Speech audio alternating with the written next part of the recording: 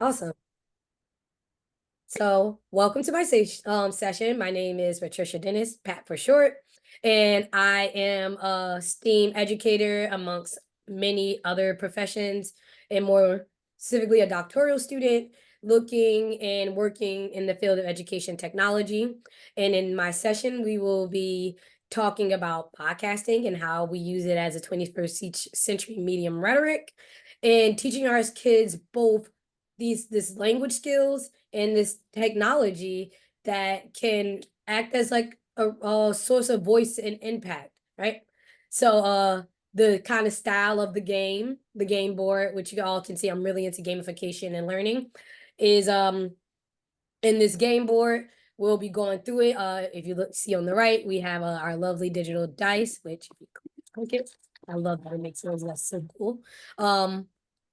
In this lovely using this dice, we'll move through the board. For the most part, it's all right not to go in order, because the point is you just learn about different aspects of podcasting and it just pieces itself together. So the main thing and objective you'll get out this game board is it is a bunch of resources. So when I began doing this project and looking into podcasts, which there's so many podcasting resources out there, I realized like certain demographic of students or teachers can't just go and say, let's do a podcast, because it is hard, because due to technology, software, not knowing where to go. So again, side note, I have been a technology coordinator, so I've been able to have that unique perspective when designing this. And I really focused on equity and resources because, again, I work in an urban school located in East Orange. And with that, my students, when they leave me, they don't have access. They probably wouldn't have access to all the things I can buy and purchase in the school, which is, again, a limitation in itself. And and it won't be feasible or flexible to wouldn't be feasible or flexible to make them do this. So again, the resources provided, the tools provided, you can be a beginner. You can start at any budget level. Again, us educators in the K-12 system, we know we have to buy a lot of our items. So with that is very much either free or very inexpensive. And the biggest, most awesome part, which you're going to find out, of course, we're learning about podcasting and the history of it, but it's our content. And this is where the media literacy comes into play. So the content that my students are researching, more specifically in my class, that gets highlighted is the sustainability development goals. Again, it's a very practical piece of knowledge to just know, especially in the 21st century. And it's cool to just attach real life scenarios and emerging technologies to this information. And then we also get a snippet of I intertwined and did a co-collab with our ELA teacher where the kids had came down, and oh my gosh. It's just funny because when they first learned it with me, it was Miss Dennis, I can't get it. I can't get it. Oh, by the time they went in, and again, they only learned this technology, and it wasn't like they kept practicing it. It was just once they had me, they learned it. We did it. I encouraged practicing, but when they went and did it in an ELA class, and they came down telling me what to do, I that was the highlight of it teaching. So again, the reason why I say that is just to encourage, even if you don't get it right away, you'll see the impact it has on students and the medium they love from it. So with that being said, I'm done with my spiel and opening. Let's get started with the board game. So we're gonna go to start here. So again, just a little thing, if you want to interact, this QR code does take you to the questions. Just let you know, I forgot exactly the format of the question setup, but it does ask I believe it's an order, but not an exact. There is also this podcast scavenger hunt questionnaire. I did have it a link. I'll link it in a bit, but that's kind of the interactive part to it. What's cool is also by the end of this, you all get to keep this information. I think I provided it, but I will provide it again. I'll send out an email so that everyone can possibly get it. But yeah, all this information, please take it and use it. All I ask is you cite me and just reference me. All right, let's start here. So everything is clickable and interactive. So this is the lovely game board. So the game title is called Podcast Quest, the Rhetoric Adventure. The Rhetoric Adventure. So the game basically looks to harness the power of rhetoric, because that is a form of speech, and podcasting, which is kind of like our 21st century rhetoric in some good and some interesting ways. Some people shouldn't hold a mic. And to become a master communicator and global citizen. So again, by using this emerging technology of podcasting and intertwining it with the content of the UN Development Goals, students get the opportunity to see themselves in a space they probably wouldn't see themselves. And again, in more of a mental aspect of like issues that are going on. Again, and I'm sorry that is a little small, but the issues that are going on around the world in their cities, they can talk about it. They can use podcasting to do it. They can use their voices. So again, some educational benefits, critical thinking skills, creativity, technology proficiency, and global awareness. So again, targeting those different aspects that makes you, if anything, as you get older, just a stronger young adult to be able to use your voice in a special way. And what's cool is you get to keep it. So again, the special features are that an optional component with educators you can guide players through. So this is both teacher and student friendly. You can use this as a professional development. What's cool is for my ISTE session that I had did a little bit of this, like a live version. They two teachers who really sat and listened to the whole thing. They run free professional developments for me where I'll play this game with their staff. So I have to send out that email today. Oh, well, yeah, today because school has been very interesting. So again, how you play, I explained the scavenger hunt in the beginning. If you would like to participate, go for it. If not, by all means, sit back and watch the show. So player token, representing future global citizens, challenging questions, contains tasks and questions related to that. And again, a bunch of fun resources. So this is very much interactive. If you want to go through it as a presentation, an arrow just takes you straight through. That's fine. But if you want to go as a game board, you can click all the fun features. So because we start here, I'm just going to start with the history of rhetoric because why not? Let's learn about it. I'm not going to play the video, but again, these between sources I found and sources I've created, I did create this this template using Canva, which again, Canva is a versatile resource. I love using it. That's also going to come up in a bit because that's one of the emerging technologies that is free, especially to teachers, people in education, that you can use as your medium to make podcasts and other creations like thumbnails to just give it that authentic feeling.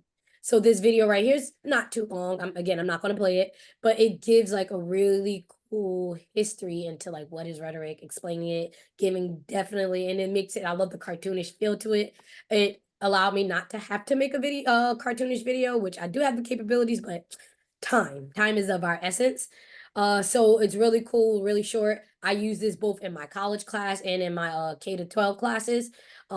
It's very age appropriate and it uses very plain language. So with this aspect, to give that basic overview, this could be, I would say I stayed on rhetoric for a week. Teaching it, which you'll see throughout the board game, the different rhetorics, the different things I use to teach rhetoric. Do use a lot of games, really harnessing games to do that. One of the games I did play, you can find it on Amazon, it's called Debatable. Of course, you have to pick out like the appropriate cards for your students, but there are things like which do you think is more appropriate to eat like macaroni with, a fork or a spoon? So students had to debate that and choose which rhetoric they were going to use to debate it. And it was just reinforcing the learning. So it was really fun. So I'm gonna go back to home. And now let's get into the dice. So what I actually usually do, I could go in the edit mode. That's fine. I do make a copy. Nope. Actually, no, I'm not. I'm sorry being indecisive. I don't want to take too much time.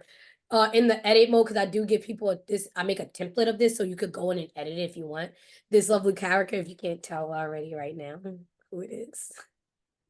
I designed it myself. So I am a digital artist as well.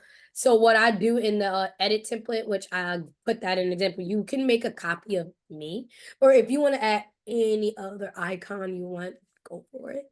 And I use that to block off the things that we go over to put the game like to the board.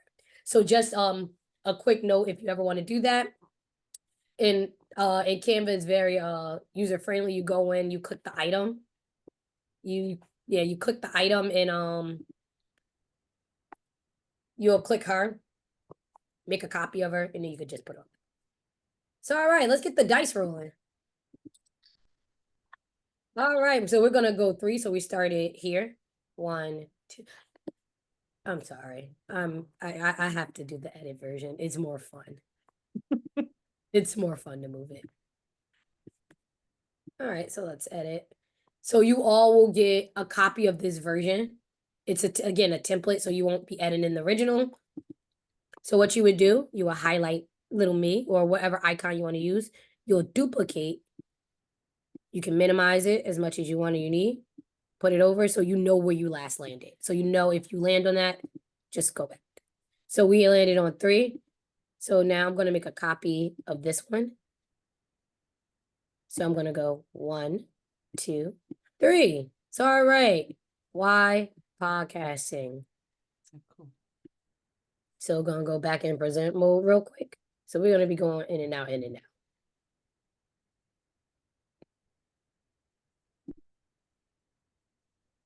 So present. I don't know, coming because it's too big over it. Again, the fun with this, just again, and my laptop's running a little crazy because I have like a bunch of tabs open for class. So actually, I could do it from here. So everything is hyperlinked. So once you hyperlink it, you can click it. It'll take you straight to the next tab. So again, this one is a lot of words. This is again another thing where you could spend another beginning week, and I can zoom in now, addressing and telling students like what is podcasting, why use it, what does it do for us, right? So that like it's not just all right, we're going to record our voices and make it fun. No, you're going to understand what exactly podcasting and podcasting about this topic is going to do for us, is going to do for you. I was going to make you a more thoughtful person, a thoughtful leader, and on top of that, you know, like terminologies and technical terms. This is exactly what it was doing. Terminology and technical terms when you podcast. So that's basically what that slide is. Again, it gives those 7 points, enhances rhetoric, encourages autonomy and ownership, develops global citizens, promotes collaboration, like all those skills.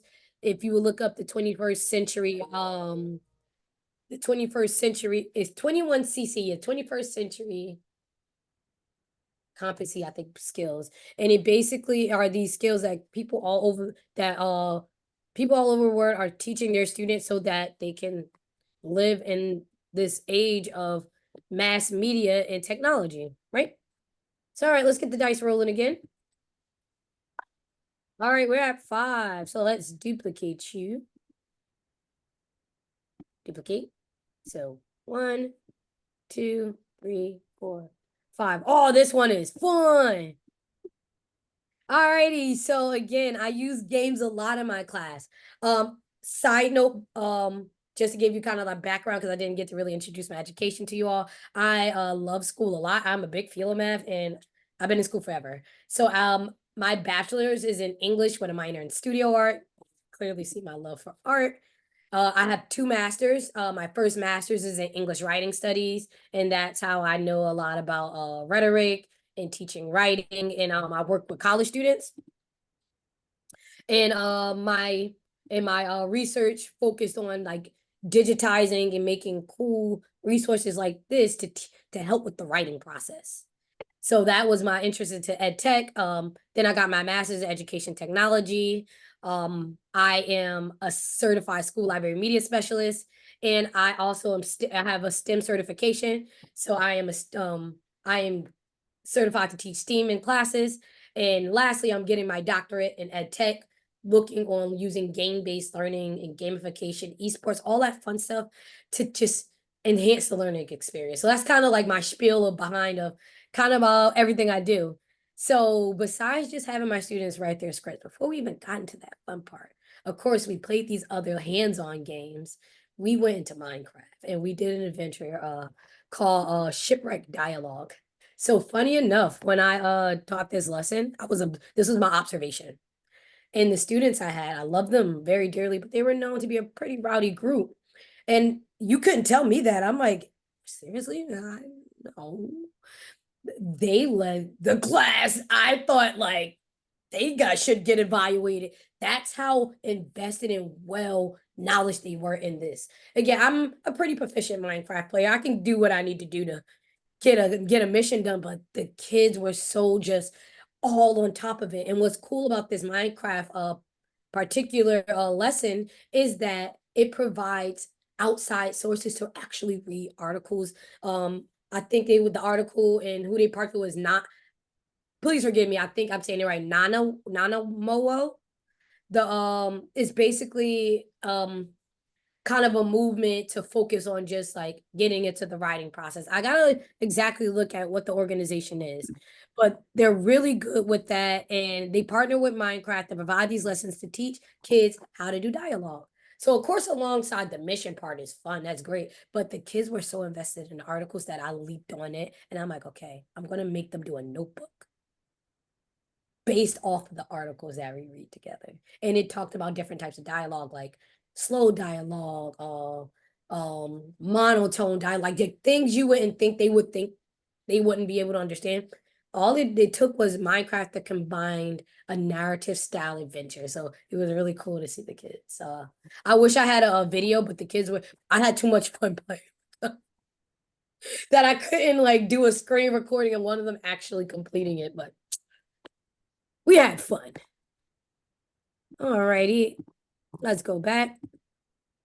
And I'm not sure, I don't expect to go through the whole board, but if you want to just let me know when my time is. I'm having fun, so keep going. Awesome. So we're at 5. So what's interesting about some of these, which I have a little thing at the bottom, if you land on a certain one, after you like go, you have to go back like 3 spaces. You have to go back to spaces it tells you. I really enjoy like designing stuff like this. So 1, 2, 3, 4. Ooh, and coincidental. I'm gonna make this video. Shout out to my cohort in the education technology leadership doctoral program at NJCU, cohort 11. This was actually a group project I did with my group mates. They're the reason why I really like got into podcasting, because this was a project for our class. And you're gonna see this is a really fun and cool resource. It's an actual, so you're going to see it like this for me because I have editing access, but let me put it in perspective. So the game board idea stemmed from this. So I told them so I was the technical expert pretty much in the book group. And I told them about my idea of like, they said, oh, we have to do something creative. They're like, we should build a website. I'm like, no, like everyone's going to build websites. I'm like, let's do a game board. They're like, you know how to make a game board? I'm like, and cues the music. Oh my gosh. I'm sorry. I'm fangirling over myself. So this is just like, it's really just a really cool concept because it makes something you would think it's such a boring topic fun because you put this, I love to call it whimsicalness to it. So again, welcome to our adventure board game. In this board game, you'll be learning about podcasting and blogging. You'll be able to get an overview of the technology, some applications, benefits and limitations, and an agenda for future research. It's very simple to use. You click on the icon and it leads you to a slide. After each portion of the slide, you will have a trivia question. So please make sure you are going in order. So that was the premise of that, which is again, another resource everyone has access to. Please use it as you see fit. So this resource actually teaches the real like nitty gritty, but simplistic way, like how you would want to teach to college students. Again, the language is simplistic. You could teach. I use this to introduce podcasting as well to my students. Again, this game board is just nothing but a year worth of resources. This is how long I've been working on this because, and not intentional either. All of it has definitely been since I've been teaching, I was thinking, oh my God, I need this. Let me make this. Oh my gosh, I need that. Let me make that. And I'm like, wait, why not just put it in a collection of a game board? So now when I go to teach podcasting, I would just make a copy of this, get rid of like the UN global goals. And because I will be working in a library, do it based off of books I teach. And if I want to incorporate podcasting, that will be what I want to teach. So, all right, I think that it has a little command down there. What does it tell us? Ah, no, it doesn't. All right, so let's roll the dice.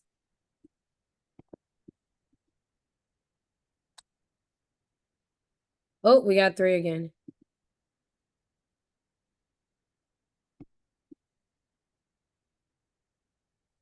Sorry, it's a little slow.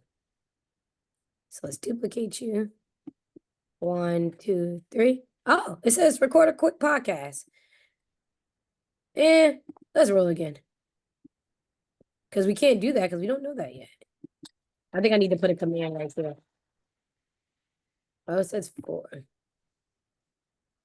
Well, it's not going to make a difference. I'm going to have to go all the way anyway. So 1, 2, 3. Let's wait till it loads.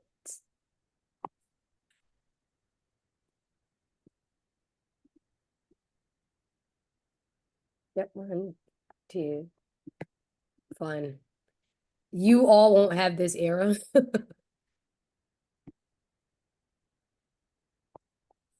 Let's go to exploring rhetoric with Among Us. This one, I had students arguing with me in such the most positive way using their rhetoric. So the popular game Among Us, if you're not familiar with it, it is a game using speech to outwit all the other players. So basically, you have to figure out who's the imposter. There's someone going around killing people, killing your crewmates. So obviously, the idea when people think about games like that is violent, I'm like, the kids are not thinking about the violence. They're thinking about how to outsmart each other. The violence is the plus. So we replaced the violence with rhetoric, right? So it's a cool, and again, you all have access to this cool little worksheet. Oh, fun. Why did you do that? It's a cool little worksheet that is really low stake assignment you can use.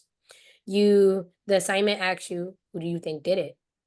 Choose the person who you think that is an imposter and explain why, and use a rhetorical analysis and give a brief example of what that rhetorical analysis is. So there were some students, again, it's so cool because it's low stake, even if they don't answer it as descriptively, you'll get enough. They only need 3 sentences. Who do they think did it? Why? What was the rhetoric? And explain what that rhetoric is. 3 simple sentences. So what's cool is at the bottom, when they all do good, I do let them actually play Among Us in a restricted manner, just as a reward. So, of course, the magic question is, who did it? There's no right answer.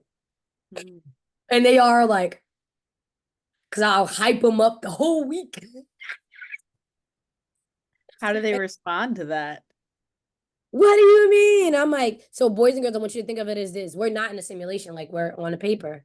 How could we know who did it or not? All we have is scenarios and perspectives. And that's essentially what Among Us is your perspective. I understand. The only thing is with the physical digital game, you know who did it because someone's actually doing it. But on a piece of paper, which in reality, regardless if it's not, you're arguing a fact, an idea, you're using a certain type of speech to get what you want, because that's what I kind of like buy in with them. Like, you want to learn, I'm like, guys, you want to learn a way to get your parents to buy you anything you want? They're like, I'm like, learn rhetoric. Learn how to persuade them, learn how to act on the certain type, like, are you going to use facts to back up your opinion, right? Side note, like I told them, like, you want the latest game. You guys know I run the esports team. Tell your parents you want to sign up for the esports team. Then you go on the facts, you look up what the benefits of esports. Now your parents are like, the only thing is now you got to join the club. But the idea is using reason. Maybe some of you, which you all do it to your brain, play on their emotions, right? Mom, I feel, I would be really happy. And again, now how you decide to play that out is up to you. So that is kind of like my buy-in between the games to tell them like, think of rhetoric as an act of persuasion to get what you want, but in a strategic way. Without just trying to say, I want it because. Because what? Right? All right, so let's roll again.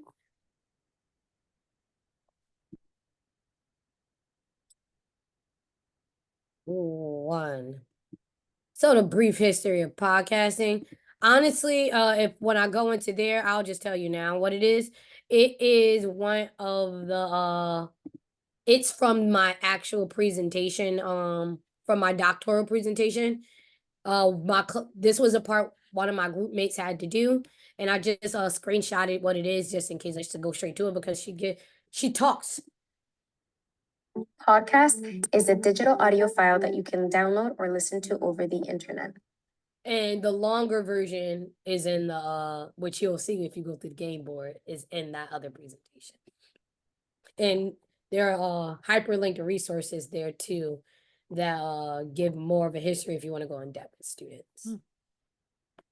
So like I said, it's just a smorgasbord of resources and viewpoints and activities. And you said that you're doing this with primary school, like, or secondary school, and then higher ed, and then also teachers.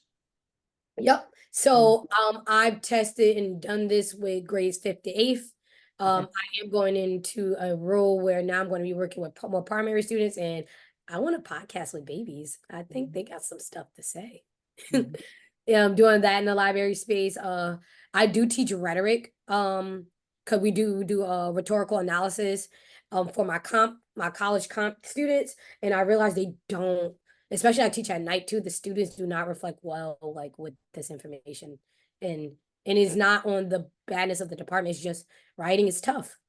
A lot of students don't want to do it, and that's an honest fact. And again, I studied it, and looking at the perspective of students, like people have low self-esteem when it comes to writing.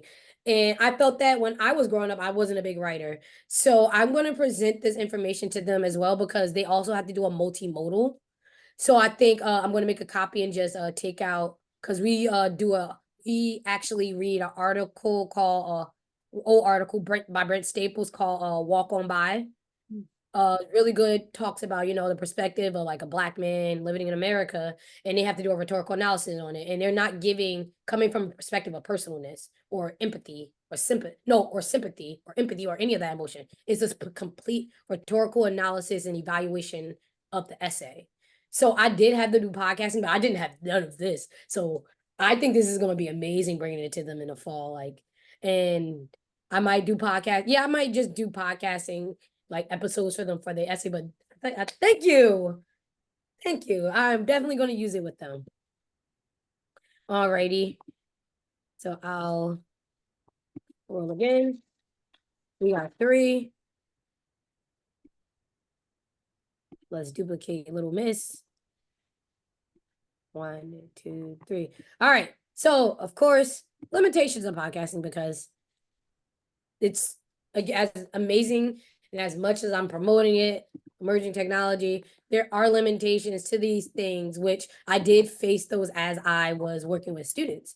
So instructors need to be well versed in technology to provide adequate guidance. And again, that's the main purpose of me building this. So you need to get familiar. So I wouldn't just throw this in front of like a class and not have at least went over this like over the summer. It's not a lot of material as far as like, oh my God, I have to read through a manual. It's a learning activity. It's a board game, and it's mainly a lot of hands-on activities that you can do yourself if you want to really get a grasp for it. So knowing those technologies, the technologies I personally use, I'll tell you real quick if we don't get to them. I use a lot of kids are good with CapCut, so I'll let them use that. Canva, because Canva has a feature I'll show you real quick. You can record yourself. Oh. It's a really cool feature. You don't have to have like your face showing. You could cut yourself out. And what's cool is you can export the audio. So I'm gonna exit the studio. So yeah, just getting familiar with those technologies and what they can do. Also the hardware, I can show you. You can just use this, especially if you're just starting simple. I am like heavy into hardware. It's like I have microphones, I have all that, especially as a kind of like in a travel way, because I know like my school is not going to be able to afford it, and I use it in so many different like mediums that I need to can pack it up and take it with me. So I do record stuff with my students on my devices or my everything that I have. So that is one thing. If you really do like podcasting, invest in like a little bit of equipment, like a couple of these, a couple of like the ASMR mics that the students, all my students love those. I have my own personal mic when I do my content. So those are just a couple of different things you can use. Again, they're very cost effective. Go on Amazon and buy the cheapest thing until you feel comfortable and want to buy the best thing. Lack of skills or readiness to adapt to new Web 2.0 technologies. So again, on the student aspect is I do have students who do have pullback, but I think the more invested and enthusiastic the educator is, the more enthusiastic the student's going to be. If you don't feel comfortable with what you're doing, or at least fake it till you make it, then they are not going to. When I mean to tell you like the energy, and this is how I teach in general and do my presentation, I keep the energy going. Like you guys, I'm telling you, this is a cool technology. Side fun fact, which I told them I had to take my college comp exams, so I can qualify for the next year. And I use podcasting because it was an open-ended question to record myself. So if I wasn't reading it, I can listen to it. And if I wanted to read along while listening, I have these awesome audios because I know how to record a podcast. No, I didn't go back and edit and do all the crazy stuff, but I know the basics enough of audio recording that I could do it. So again, being flexible and open and seeing the different ways you can use it. Uh, that goes into lack of confidence to overcome technology hurdles, or simply having no personal strategy for learning to use new technology. So this is more so targeted. It can be reflected on the students if they kind of have that I can't do this mentality, but you're really going to get that out of the students. They like working with this stuff. I promise. It's like, again, teachers are intimidated. And again, I wrote this on a perspective, not as just a tech specialist, but I wrote it as someone who does teach English, who does teach writing and rhetoric. Like, how would someone like me who didn't have a tech background, if I needed to get into this, where can I find the resources? And this is exactly it. All right, so I'll do like two more little me's and then Great. we Colorado. I hope you're enjoying this session because I'm having fun. It's really fun to present this. I like that you call it little me. 1, 2. All right. So this is majority the big content that makes what I'm doing. So this is another resource where I did get this from teachers, paid teachers. I'm not sure. I don't think I have like general access where you can go into it because, you know, I don't want to get sued. But this is something you can buy it on Teachers Pay Teachers. This was really cheap, like $10, $12. And it's literally um a virtual classroom that talks about the UN global goals. And what's cool is just I was inspired by this. It's clickable, and inside everything is clickable. So again, another side note I want to mention, what was cool and versatile about this slide deck is that I did teach this podcasting unit along with another multimedia for my 5th and 6th. They did cartoons and animation. And we use Canva to do that, which that's a whole nother session.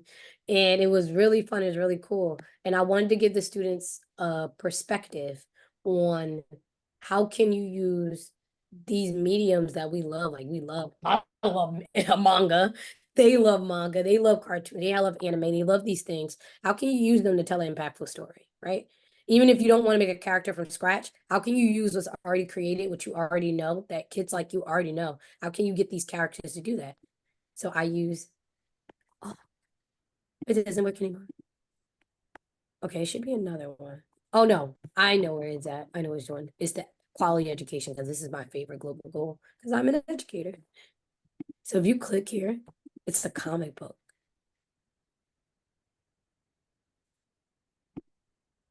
And it uses the medium of cartoons to talk about an impactful goal. You see the UN Global Goal, the goal right there, and it talks about how these superhero siblings educate people around them in their country. So it was a great kind of way to work them in and saying, boys and girls, this is not like some new phenomena.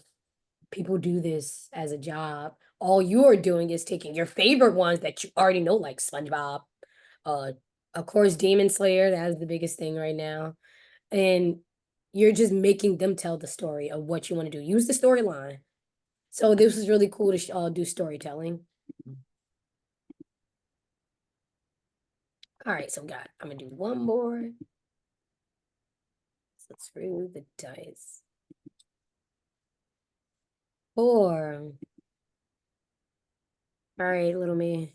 It's our last.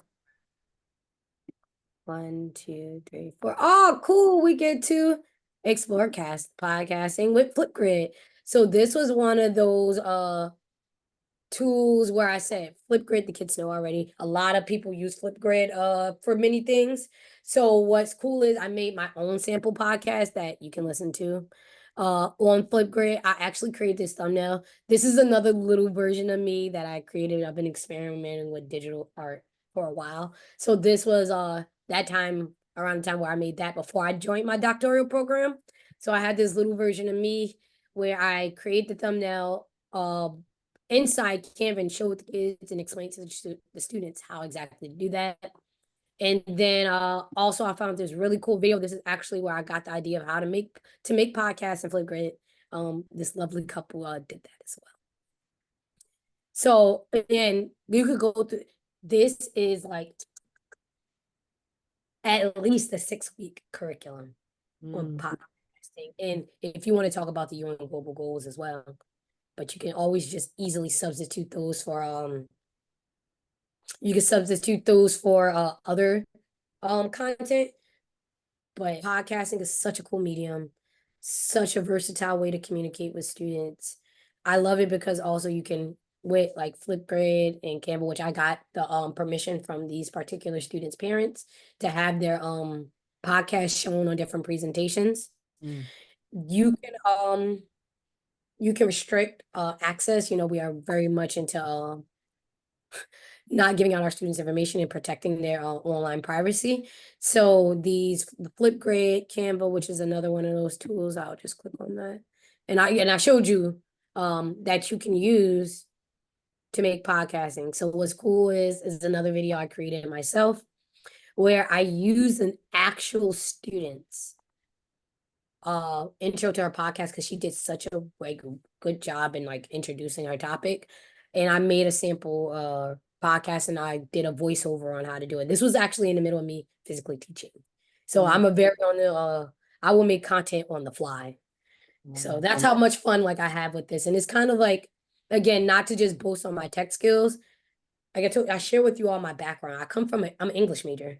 I always tell before I got into tech, like people always think I did computer science, something in that order. Like, no, I've definitely done professional degrees in a space with creative, communicative, and innovative tech. But I'm an English gal. I love literature. I love reading. I love writing. I love a good story.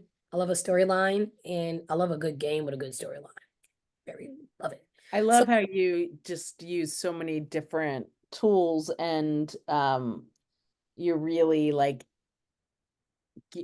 getting to to the students and where they're at and like the world that they're in and making it super relevant for them and enjoyable. It's really cool. You're very, very creative, clearly. But I love how you use, I'm like the Canva tools, like Canva's amazing. I can't believe how proficient you are with it. Like there's so many, it's really amazing. Hopefully, because I use Canva for everything. Yeah, I mean, you can tell like you've really you utilize it really well. So side note, I do have a side business. I make my characters. I draw black anime characters and I put them on shirts. Go to cons.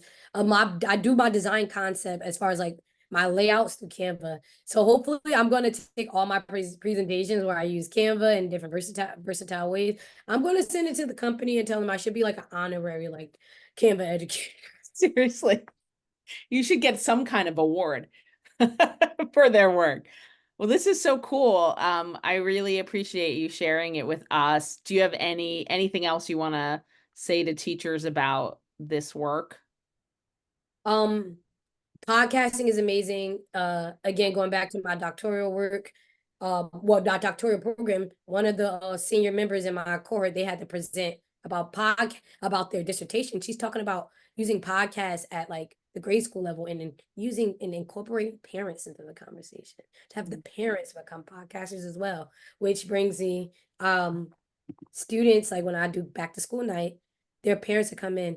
You were the teacher that were having them do a podcast, and then like it was really cool. Like I learned from them, and it's like please teachers and like it's an amazing way to build community. It's an amazing way to build empowerment. That was what my presentation was for I actually presented this also in Canada. No, not Canada. Was it Canada? Yes, I did like student empowerment and voice. Like this is amazing. Try it out. I hope like these resources help. I hope they're they're friendly. I do have my contact, I believe, on the reference. I have all my contact, my social medias because I'm like you will see me everywhere. I'm very active on Instagram. I love sharing my experience and making this world that we're living in fun and enjoyable and not sad and scary and crazy. We already got enough of that. Let's make our emerging into technology with education fun. So with that, like if you want to share ideas, you want to explore with me, you want to see my journey, give me a follow, hit me up. I'm not weird. I do not answer people. I love building community and I just love connecting and That's awesome. Thank you so much. That's awesome. I feel very inspired. oh Thank you very much for this. And I yesterday I spoke with a high school teacher that was very disheartened and not frustrated, but sad that he felt like he couldn't get to his students. And it's so interesting because I'm like, this is how you can get to students. Like, this is how you can engage them. This is how you can get them excited. So it's awesome. So thank you. Thank you very much. Do you want anything else? I'll now before I stop recording. Have a great day. It's awesome. I'm going to stop recording, but don't go anywhere.